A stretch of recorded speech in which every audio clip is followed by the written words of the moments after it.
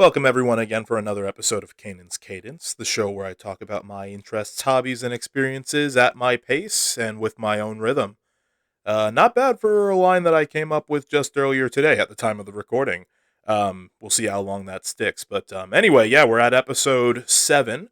Today I've put out a handful of episodes at this point, and honestly, it's weird number 7 because I'm like, hey, that's technically I'm like I've got at least one episode for every day in the week at this point, and we'll just keep it going. It's been a lot of fun, and honestly, just had no idea that I was even going to be making this a real thing that I intended on keeping going. So it's been fun. It's been cool getting to talk to a bunch of different people, having people reach out to me about just the fact that this is something that I've been doing, something that they've checked out, or even just kind of like poke their head in once or twice just to see what it was that I was talking about.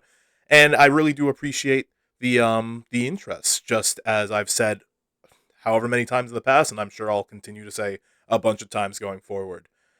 So yeah, I mean, today we're into November at this point. Halloween's come and gone. I don't typically do anything for Halloween. Last episode, I was saying how I usually will end up watching or playing something that's like kind of like creepy or Halloween ish. I ended up watching Coraline for the first time this year, and that was really, really cool. Super surreal, nice story, nice message. The animation I thought was kind of spectacular, really, really smooth. Stop motion animation. I'm sure it took like I can't imagine how long it would have taken to put something like that together, but that was really, really good, and super. I'm happy that I was able to finally just go ahead and watch that. Um, Topic for another episode, not this one in particular, but I definitely have a lot that I want to say on movies, and again, we'll save that for another time at the very least. As for today, um, so earlier today, usually because again it's Thursday that I record these. Usually I'm off from work on Thursdays, but I actually ended up having to go in very briefly earlier this morning just to like fill in for a couple of hours before I headed back home and just did whatever I do for the rest of the day. And I was talking with one of my coworkers. I don't remember how we actually got into the topic, but like I remember something that I had said as I'm talking, and I said something to the effect of like one of the themes for me this year, 2025, has been how I've gone about handling habits of mine, good, bad, how I aim to implement better habits, how I aim to break bad habits that I've been trying to get away from.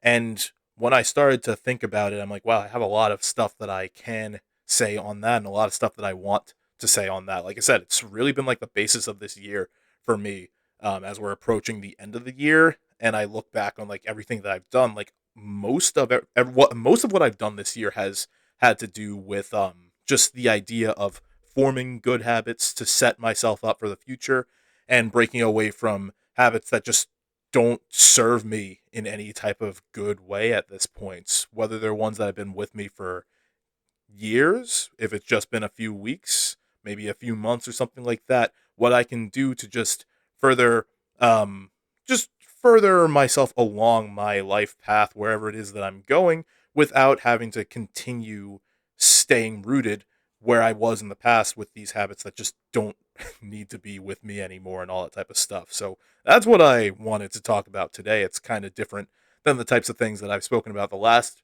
few episodes, but again, like I said before, is what I want to talk about at my pace with my own rhythm. That's what I'm aiming for. And I figure if I say that line that way enough times, maybe it'll actually drill in and I'll start to remember it. But anyway, so let's say if the question came to me, just like, hey, Kanan, what would you consider to be one of your good habits and one of your bad habits? Maybe ones that you don't talk too much about. Maybe they're ones that you do talk about. Just what types of habits do you have? Like what goes on in like your day to day life? And now, I want to say if I can start with a bad because I'd rather get those out of the way and not harp on them too much. A couple things and like people who know me, they know that say like I have trouble when it comes to sleeping or getting good rest and all that type of stuff. And a lot of the time, I just blame that on me being super busy all the time or just I don't know, whether it's like stress or worry or something like that that prevents me from getting like good and restful sleep. I don't believe that that's entirely why my sleep is typically pretty bad. I think that one of the main reasons is that one of my bad habits that I've had for it goes back years at this point and well beyond college. But one of my bad habits is that I can't commit to going to bed at a reasonable time.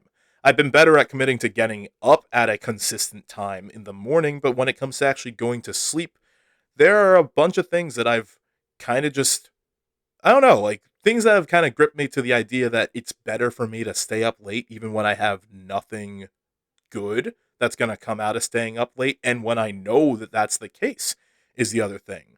So to give an example, like if we go back to like a few years back when I'm in college and all that type of stuff, um, my classes were all like super early in the morning. So the assumption would just be that, hey, I can get to bed at a reasonable time, get up at a reasonable time, and then be rested throughout the day so that I can focus more in class and all that type of stuff.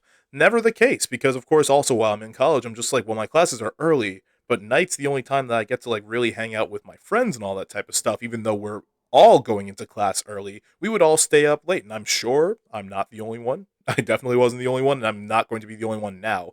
But that's kind of just carried on, is the thing. So even now, when I have a bunch of reasons why I would want to, and just honestly, just getting older in general, I have reasons why I want to be able to get to bed at a more reasonable time.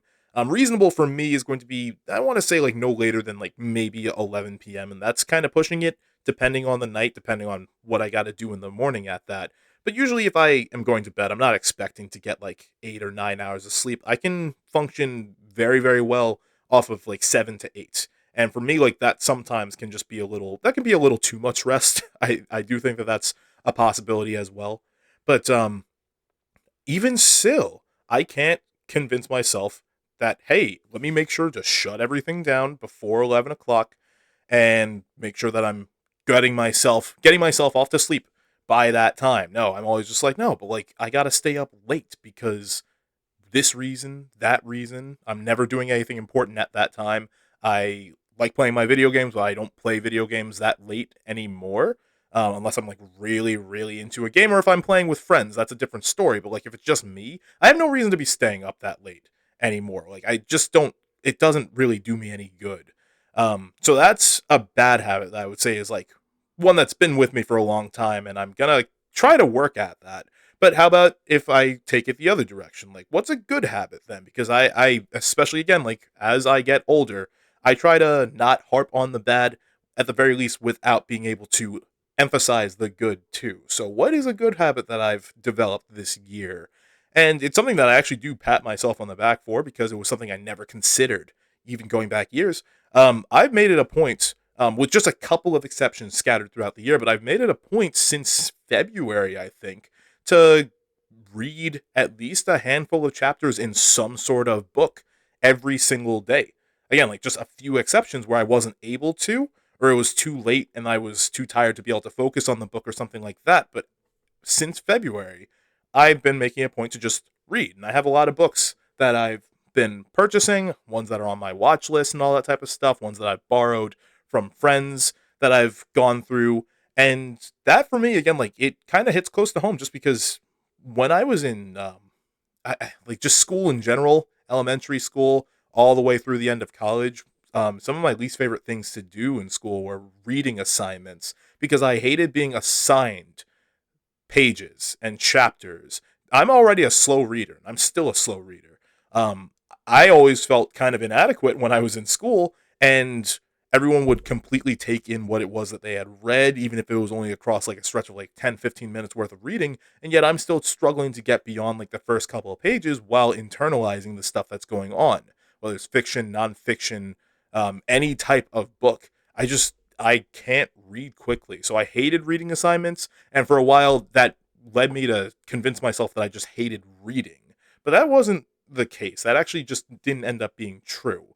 I always wanted to get into reading. I just always had that association in my brain, I should say, of reading being tied to schoolwork. So it was just something I never considered doing. I have reasons as to why I decided to pick it up this year. Again, like I don't need to go into all that. That's not really what I'm aiming to talk about here. But the fact of the matter is that early this year, I did finally just decide to just break out of my comfort zone, purchase a book, sit down and read it, and I enjoyed it so much. And this author, her works in particular, Cinda Williams Chima, I ended up buying, I think, a total of 3 out of the 4 full book series that she's written in her career. At the very least, I think it is 4 that she's written, and I have 3 of them. And those I've been reading, those have been like vices of mine throughout this year. Like I've really enjoyed her work. So for me, again, like, and it hasn't just been those books; it's been some others. I've done some like self-help books and all that type of stuff. I've listened to audiobooks, whatever it is, just things that have been able to connect me back to this thing that I realized I always enjoyed, just didn't like doing it in school.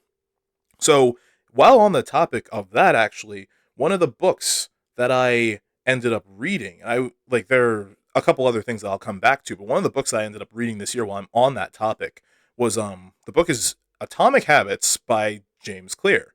I was introduced to James Clear Christmas last year, 2024. My mom had gifted me and my sister with year-long subscriptions to Masterclass, where you have a bunch of personalities, whether celebrities, um, motivational speakers, actors, whatever it is. Like they post these classes that they'll do, walking you through certain things. Like Samuel L. Jackson has like an acting one.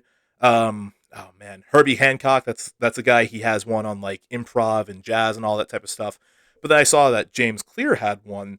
I didn't know who he was, but he had one that was on habits, and I at that same time was already thinking of like, okay, well, habits are really important to me because I want to know what it is that I'm doing and like whether it's conscious or unconscious, good or bad. Like I want to be able to keep track of these things, know what's good for me, know what's not. So I saw that one, started listening to it, and it was really, really fascinating. And then once I had heard that he wrote a book on this, again, Atomic Habits, I immediately put that on my read list, I want to say, for just books to keep on my radar. And then I went listened through it.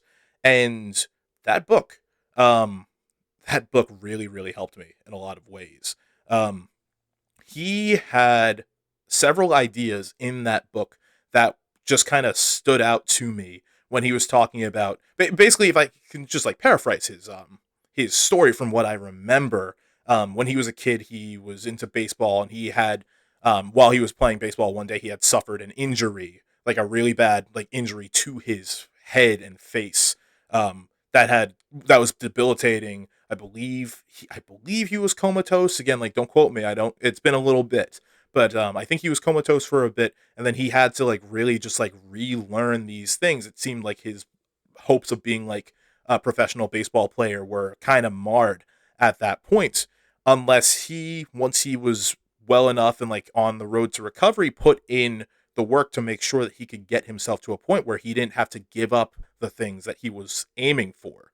So then he got really, really captivated by this concept of habits and started going and doing everything that he could to make sure that he was breaking the way that he puts it. He broke his goals that he had for himself down into systems where he would not just say, "Hey, my goal is to get back into playing baseball. My goal is to be major league or whatever it is." He would take that goal and break it down to like microscopic just tasks that he would have to do constantly on like a daily level. And that's where the idea of the atomic habit comes from. Like atomic, like actually being like the scientific atoms, like the smallest level that you can break something down to. He said people got to do that with their habits, with their goals, and this is one of the ways that he was able to become successful, like really push himself to like recover like after his incident that he had suffered when he was young. And he continued with that throughout his life, and he became again a motivational speaker for that and all these types of things. And for me, as I'm listening to it, I'm just like, wow, that I haven't had anything like that, but I do understand that idea at the very least. Like you have something that you are working towards, and if you're just looking at it from a macro level, then it makes it that much harder to achieve. If you start to break it down and see what it is that you actually have to do, then that's when it's going to start to seem more doable. And it wasn't just him. This is where I said I was going to come back around to something. Because I actually got into his works after I was already kind of set on this path but he wasn't the one that made me want to like start focusing on like my good and bad habits. Really, it was another guy that I started listening to in September of last year when I still worked at Target. Again, a couple of you who know me already know kind of like just what it is I listen to and what I'm talking about. So, a podcaster and motivational speaker, self help guru, and all that type of stuff. A man by the name of Jay Shetty. He has a podcast called On Purpose. And on and off throughout this entire year and then the end of last year, I've been referring back to his podcasts like very, very frequently. He's been doing this for years. Basically, the gist of it is that he's like it's a wellness podcast. So he has a lot of concepts, ideas that he wants to talk to people about and like try to motivate them on and just give them ideas like where it could be even just like, hey, you went through a breakup and you're still struggling to get over your ex or whatever it is. Here are some things that I would recommend you try and like try not to beat yourself up and all that type of stuff. Like I just listened to one yesterday where he was talking more about that, like trying to suppress what he refers to as your inner critic. So like the voices in our heads and stuff like that. And those concepts are so important to me because again, I am I I am kind of like a walking embodiment of like you're your own worst critic. I feel like anyone can say that about themselves, but like I know that and I can identify that, and I'm also not ashamed to say that at this point. Like I know that I critique myself more than I really should, and I'm working on it. It's a work in progress, like as is anything, but I'm not ashamed to admit that is the thing. So I once I saw that he had another episode about that topic, I was like, okay, well, I gotta listen to this. And then he'll also bring in a bunch of like celebrity guests or other speakers and other people like practitioners in like the medical fields or like the wellness field and all that type of stuff as guests. My preferred episodes are the ones where it's just him because it does kind of feel like more of like a candid conversation, but any episode of the show is really, really good. So anyway, last year when I started listening to him, the thing that made me really start to think about my habits, and it has to do with it has to do with my cell phone usage, just in general. Um, Depending on where I'm at in my life, and especially last year when I was still working at Target, I realized that my cell phone usage was getting completely absurd. Like it probably had not, it wasn't even like getting, it's just that I was becoming conscious of how absurd it was. Where and I know that it's like like logistically speaking, like it could be a lot worse for people than it was for me. But like my daily screen time, I want to say was probably somewhere at the very least between like 4 to 5 hours, 5 to 6 hours at the very least, and almost none of that was productive. It was literally just I would go on to say Instagram and just doom scroll for hours and hours at a time, like not taking in anything, but then also not moving from what it was that I was doing. I would do that on my lunch breaks. I would do that during my shifts. I would do that on my way home from work. I would do that before going into work. I would do that in bed before going to sleep and getting up for work the following day. Like it was ridiculous. And like even like just if it was other type of entertainment, I would always be on YouTube on my phone, like always with my phone in my hand doing something. And I listened to an episode of On Purpose last year where Jay was talking about, he said something that really stuck with me, and I've repeated it to myself and I've voiced it to a couple people as well, where he said something to the effect of the brain is at its most vulnerable and malleable states at 2 points in the day. And those 2 points are when you're first waking up in the morning and when you're going to bed. So basically, he had pitched the question of like, if your brain is so vulnerable in those times, why are you going to pick up your phone when you're like basically falling asleep or when you're just waking up? And kind of like there's a bit of an anxiety running through the brain, like unconsciously at that point, where it's just like, oh, did I miss this message? Oh, what did this person post? Oh, what's going on here? What's going on there? What did I miss while I was sleeping? What did I miss while I was at work before bed? What could I have missed, or what will I miss when I'm asleep, and all that type of stuff. Um, the question was, why spend so much time on your phone in those two times in the day specifically? And one of the answers for me, I was just like, well, it's because my phone is on my nightstand. So he had, as a response to that type of answer that most people will probably have, is like, make it a point to put your phone either in a different room entirely or on the other side of the room when you're going to sleep so that you have no easy way of getting to it, just reaching for it while you're in bed. And me, like a bunch of others, was kind of like, oh, but I use my cell phone as my alarm. So what can I do to like circumvent that? Really, like I what am I gonna do if my phone is across the room or in another room to use as an alarm?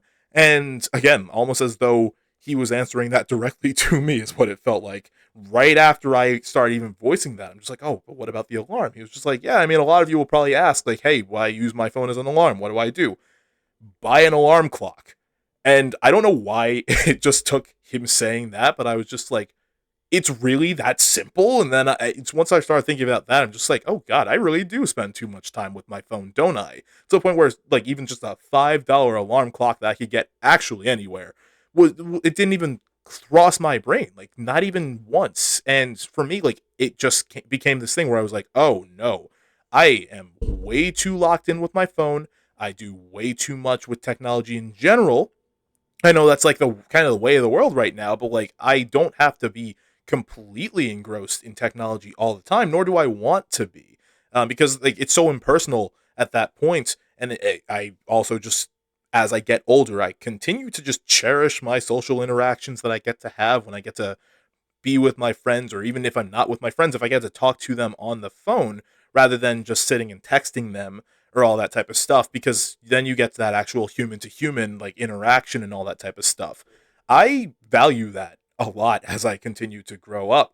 And listening to Jay as he was talking about that stuff, and then also then, like I said, with Atomic Habits, excuse me, listening to James Clear as he described like his experiences and spoke about like his quote unquote 4 laws of behavioral change, he called it. As I started like going into that sort of stuff, I realized, wow, there's a lot that I can do for my own habits that I have. Again, whether it's formulating good ones or breaking away from bad ones.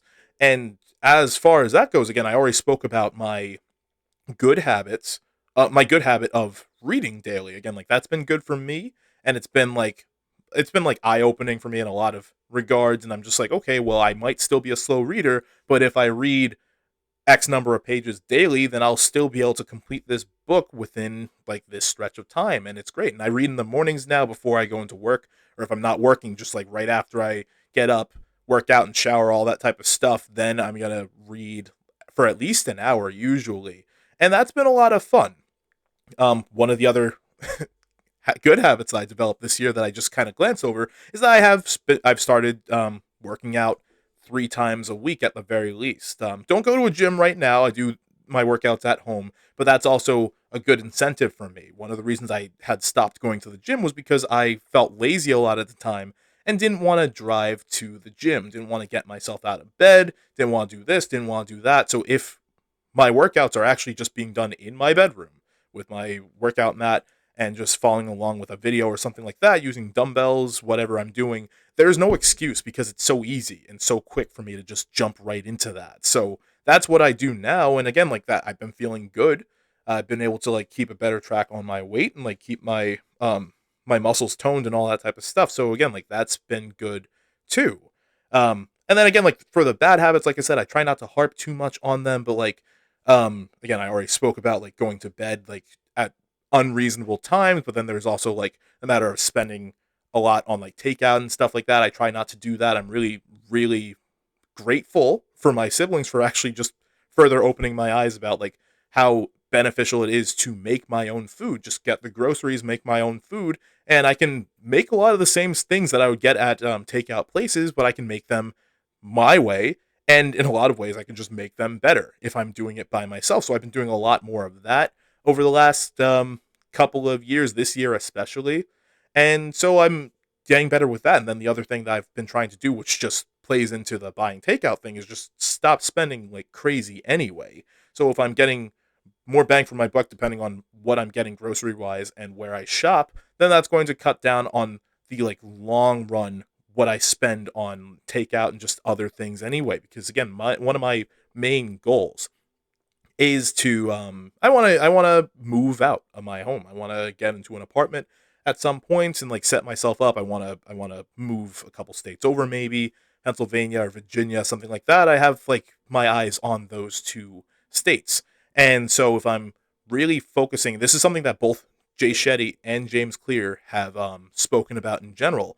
The micro things that you can do with your habits. So if it's just like, hey, I'm going to do this little thing towards this one goal just once a day, something like that, it's doing them at a micro level, an atomic level at that. That for me, they were saying rather like not just for me, but like for anyone in general. If you do it like that, then it is going to set you up for reaching the goals that you're aiming for. And for me personally, once I started thinking of it like that, that's when it gave me the real push to make something of it.